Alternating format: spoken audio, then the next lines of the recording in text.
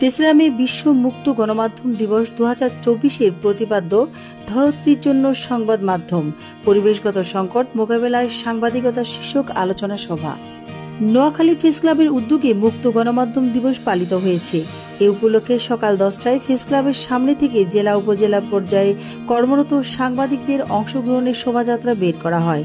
শোভাযাত্রাটি জেলা শহরের বিভিন্ন সড়ক প্রদক্ষিণ করে প্রেস ক্লাব প্রাঙ্গণে এসে শেষ হয়। এ সময় সাংবাদিক নির্যাতন বন্ধ করা, গণমাধ্যমের পূর্ণ স্বাধীনতা নিশ্চিত করা, সাংবাদিক দম্পতি সাগর রুনি ও নোয়াখালী মুজাক্কির খুনিদের বিচারের দাবিতে ফেস্টুন প্রদর্শন ও স্লোগান দেন সাংবাদিকবৃন্দ।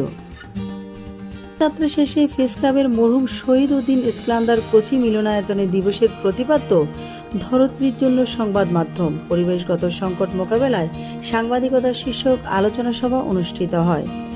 নোয়াখালী প্রেস ক্লাবের সভাপতি বখতিয়ার শিকদারের সভাপতিত্বে ও সাধারণ সম্পাদক আবু নাসির মঞ্জুর সঞ্চালনায় আলোচনা সভায় বক্তব্য রাখেন প্রেস ক্লাবের সহসভাপতি মাসুদ পারভেজ, সহসভাপতি শাহ এমরাজ সুজন, যুগ্ম সাধারণ সম্পাদক এ আর আজাদ সোহেল, দৈনিক মানবজমিনের স্টাফ রিপোর্টার নাসির উদ্দিন বাদল, দৈনিক সমকালের জেলা প্রতিনিধি আনারুল হায়দার, দৈনিক চলতি ধারার সম্পাদক M B Alam, Hatiya press ক্লাবের সাধারণ সম্পাদক ফিরোজ উদ্দিন, কবিরহাট প্রেস ক্লাবের সাধারণ সম্পাদক নূর আলম বিপ্লব, সহসভাপতি রেজাউল করিম, ডেইলি অবজারভারের সুবর্ণচর প্রতিনিধি ইমাম উদ্দিন সুমন, বাংলাদেশ সমাচারের জেলা প্রতিনিধি রুমানা ইসলাম। বক্তারা বলেন, আমাদের পৃথিবী মানুষের বিধ্বংসী কর্মকাণ্ডে ও পরিবেশগত অন্যান্য পরিবর্তনের কারণে মানুষ সহ জীবের বসবাসের জন্য ক্রমাগত অনুপযোগী হয়ে পড়ছে।